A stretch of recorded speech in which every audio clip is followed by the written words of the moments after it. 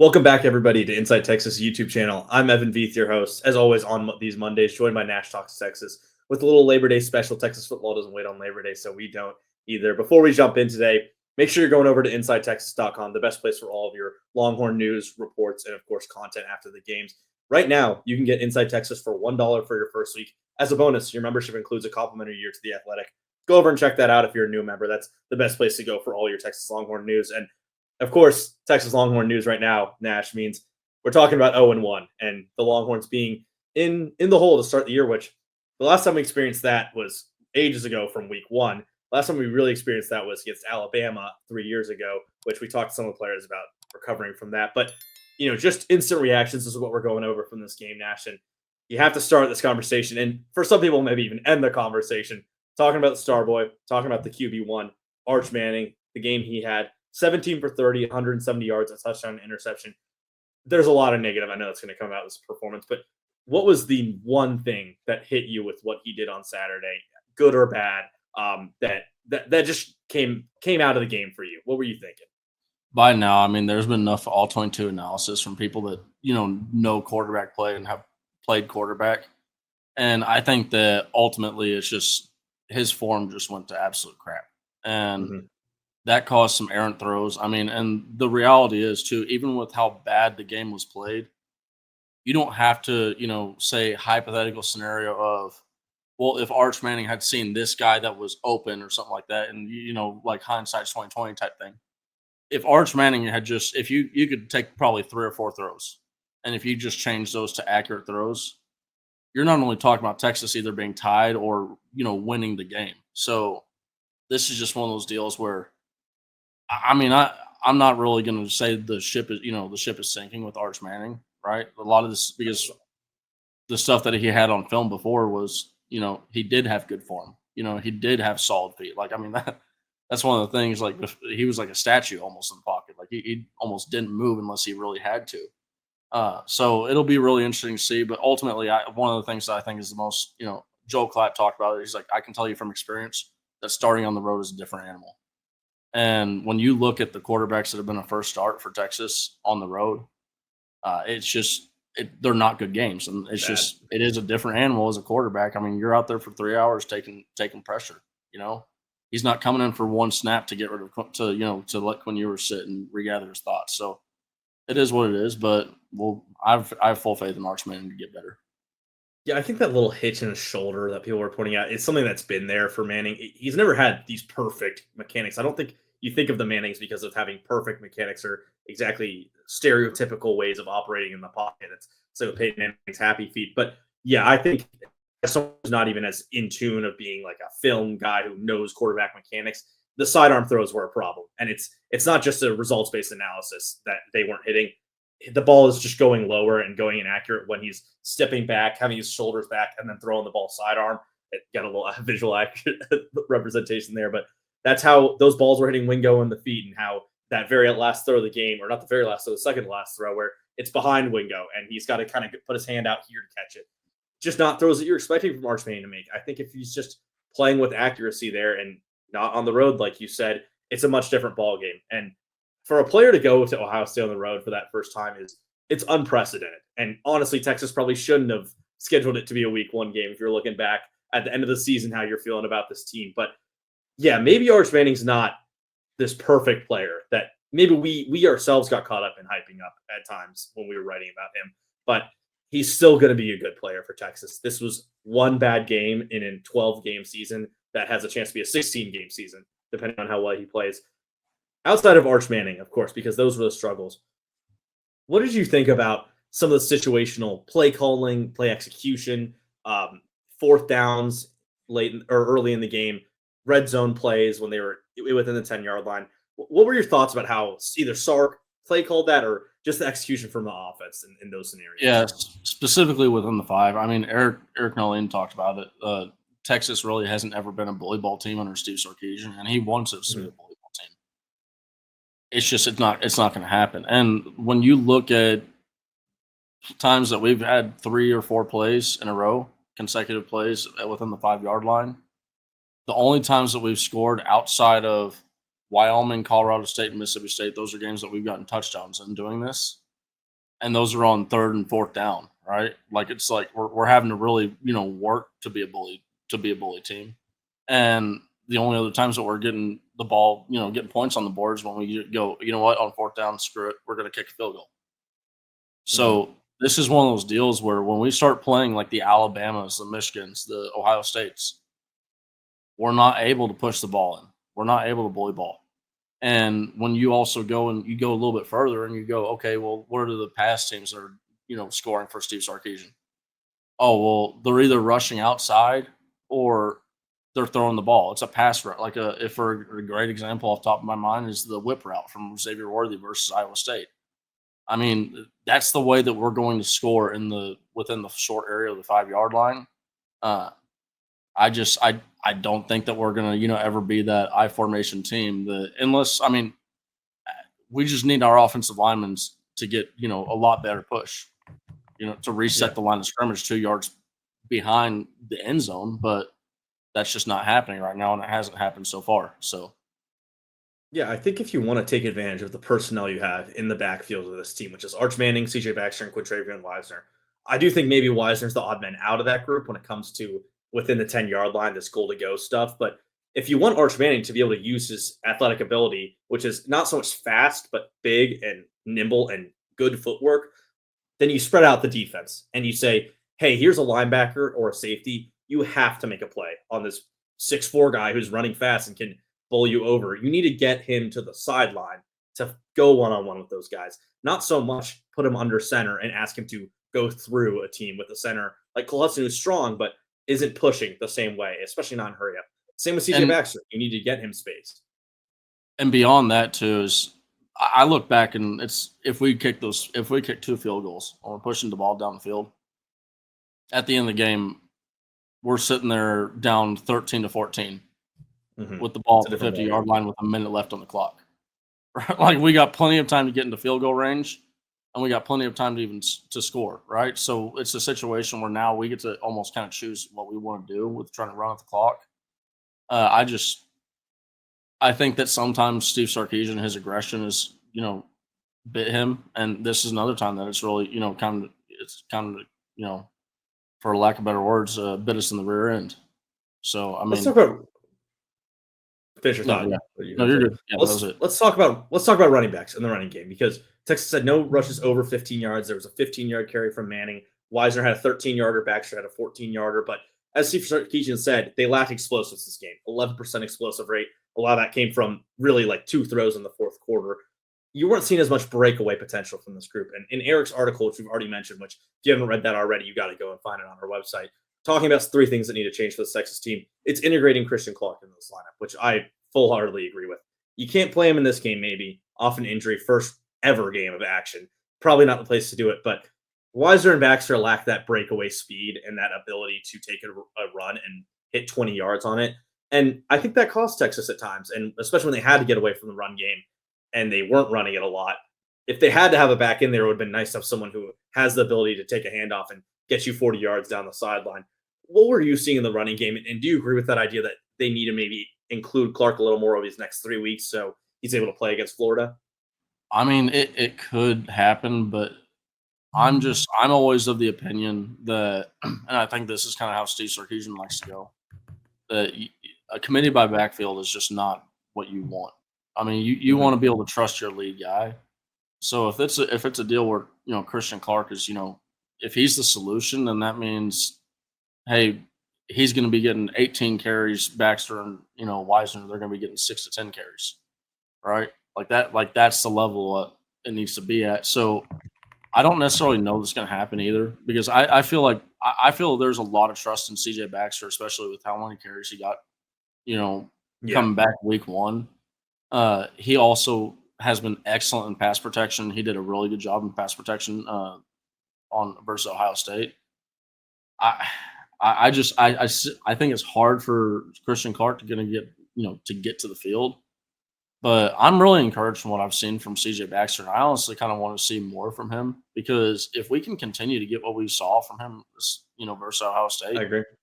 he had 35 yards after contact. Now he had 40 yards. So it's not saying he had 35 yards or 32 or 34. I mean, so it's not saying that he had only 6 yards that didn't come after contact. You can have 2 yards after contact that on a rush that goes 0 yards.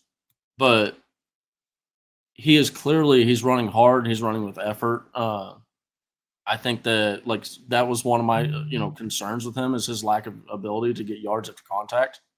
Well, he's starting to act like a running back that's 6'2", 230 pounds, right? He can also catch the ball well. Mm-hmm. He's can pass protect like that.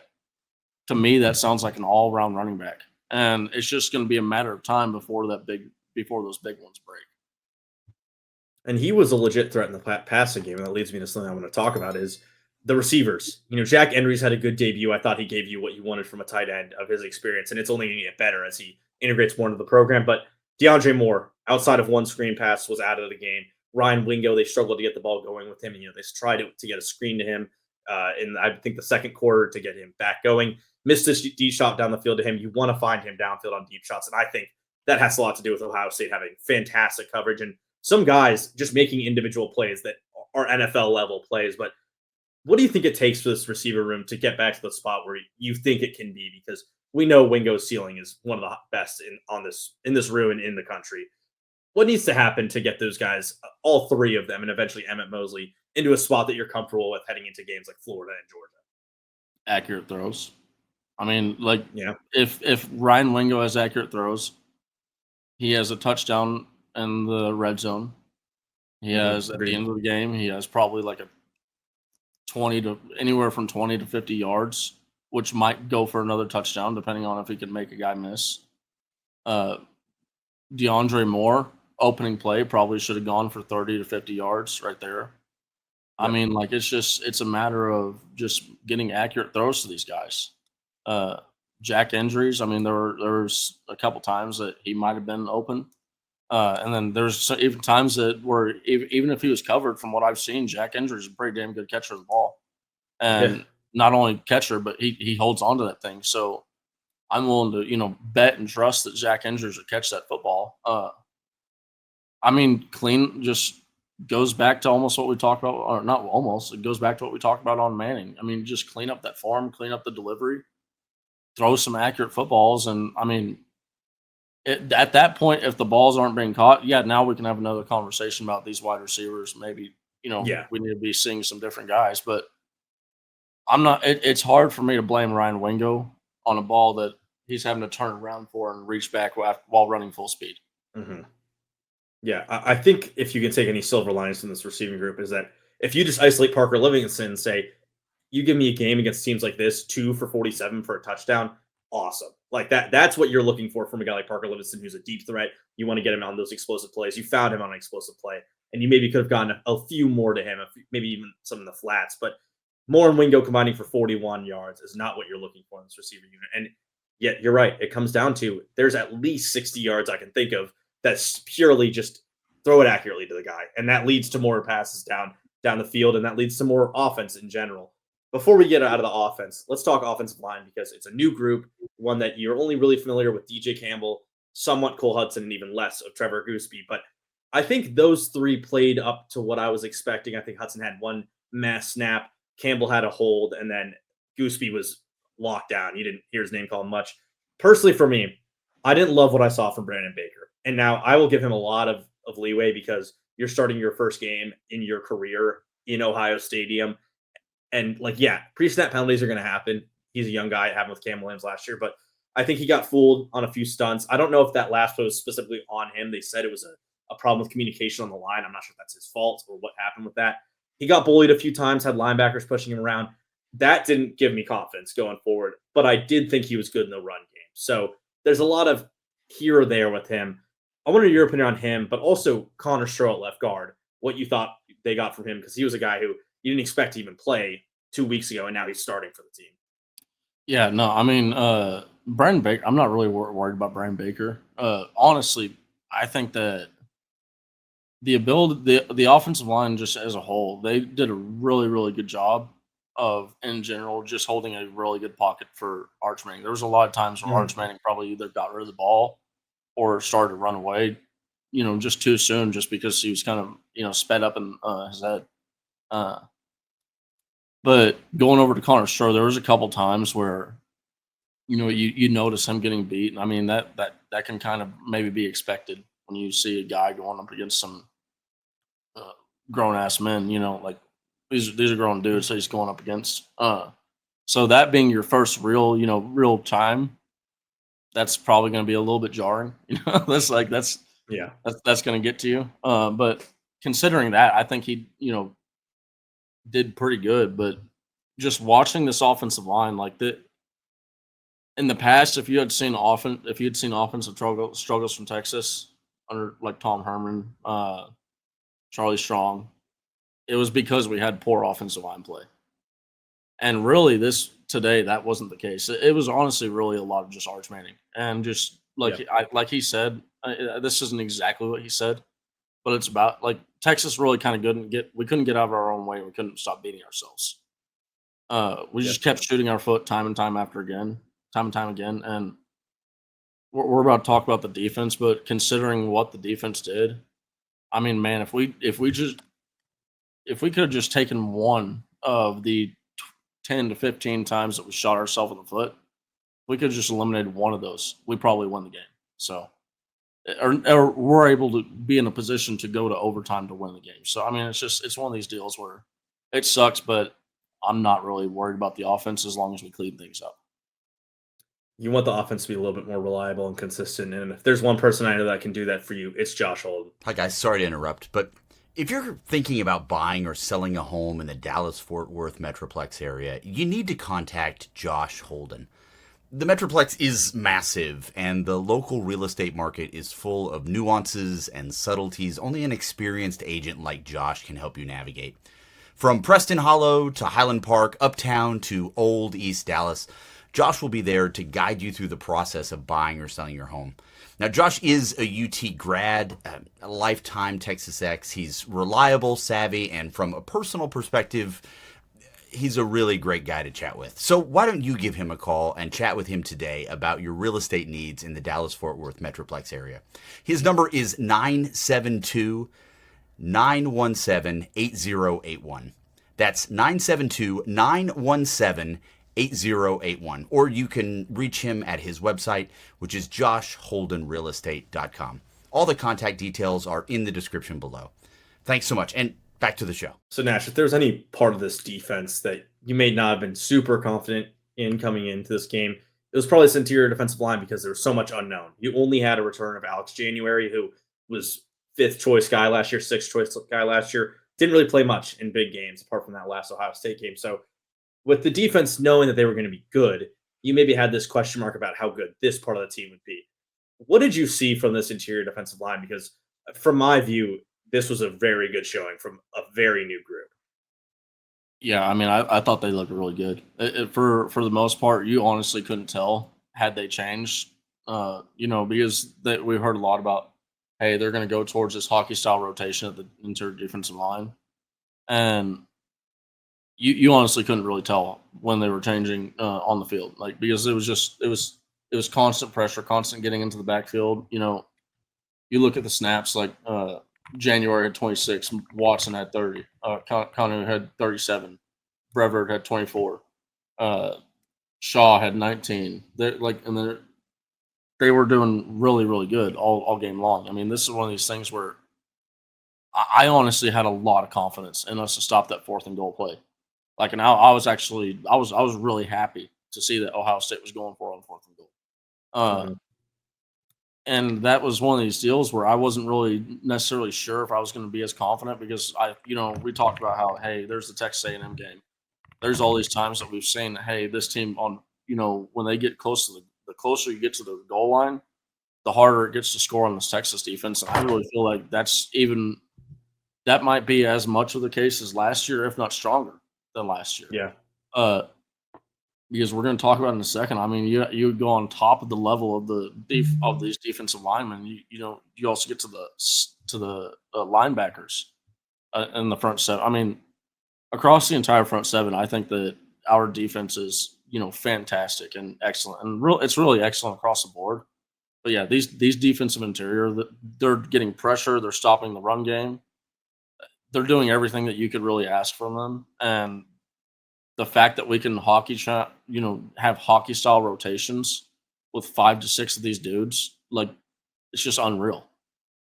Yeah, you had a 5-man rotation here in that group. Hero Canoe led that group in snaps, and I think that's what we kind of expected from the reports we heard. He also knows the stadium, and we'll talk about it a little bit in a second, but they were in base a lot more, which means he's playing defensive end for the Longhorns, and that's more his natural position. Second and third in snaps were Alex January and Murad Watson, who they were together quite a bit, which is really good for the pass rush of this team. That's two guys who are big, and Watson was a little more inside. January was a little more over the tackle. They played a lot together. Cole Brevard, jack of all trades, played a lot. That clip went viral of him anchoring down 4 players, trying to block him on a third and short run to help Leon Lafau get a tackle. And then Travis Shaw was the main nose tackle, which is the role you expect from him. It's a really good group, and that's before Levon Johnson and Justice Terry get kind of acclimated into things going forward in the year. So feeling good about the depth there. Connor, if you want to pull up this graphic, I think it gives some context as well to the edge group, which we're going to talk about, because this is showing every team that played against a Power 5 team this past week. 46 teams did that. And you're seeing that Texas in yards per game, yards per play, opponent rush yards are just in elite categories. The worst they are is a completion percentage, which more an indictment on how good Julian Sayin is, which I know you have an opinion on, Nash. But the worst you're getting is that. This defense is back to playing at an elite level, maybe better than teams that you're seeing in the past, which was really good for Texas. And this was the best receiving core in the nation they played against. So we'll talk about the edge rushers, Nash.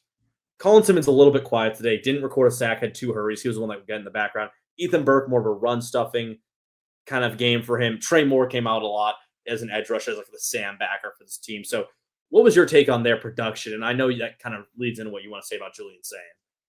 Yeah, I mean, I've seen some like kind of I guess call it scuttlebutt on Twitter and whatnot that the edges weren't really getting that much pressure in this game, and there's no sacks on the scoreboard or in the box score, but Colin Simmons hit the quarterback 3 times. There were multiple other hits on the quarterback. I think Trey Moore had a couple. I mean, they were getting pressure on the quarterback. It was just Sayin was doing a tremendous job of getting rid of the football. He did, and there's one outside of the one to Lafau, where Lafau picked up a penalty and offset a safety in the end zone. You go and the other one that he had throw out of the end zone there was one to Carnell Tate, where Carnell Tate made an amazing catch on a comeback route. Beautiful play. Receivers that Texas is going to face all year long, and that'll, when we get to the defensive backs, it's like keep that in mind for like when we start talking about those guys. But as far as the edges, I mean, they were getting to Sayin, but Sayin was doing a tremendous job. If I'm an Ohio State fan, I'm through the roof about what I've seen in Julian Sayin, because he just went up. I think Steve Sarkisian in his press conference talked about Texas had a 46 game streak and getting turnovers, and that was, if not the best in the country. Julian Sayin, I was certain that he was going to turn over the football. And when you look at that, like Texas lost the turnover battle. Like the one time that Texas threw an interception, Ohio State goes and scores off that.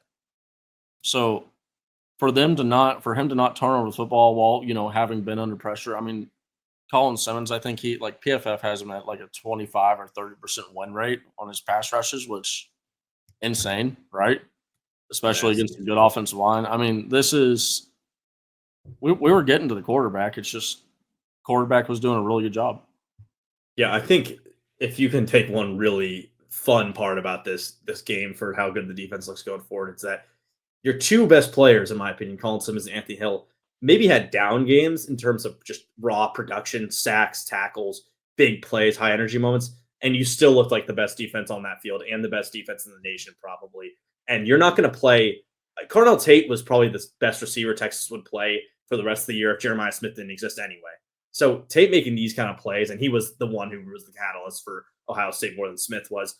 You're not going to have those kind of guys going forward that you're going to play against. And we'll talk about that a little bit with the secondary. But going to the linebackers, man, I just thought Leon Lafau and Trey Moore were amazing for Texas. And Anthony Hill had 2 plays that were obvious mistakes, where one, he's overzealous, shoots the gap on 4th and 1.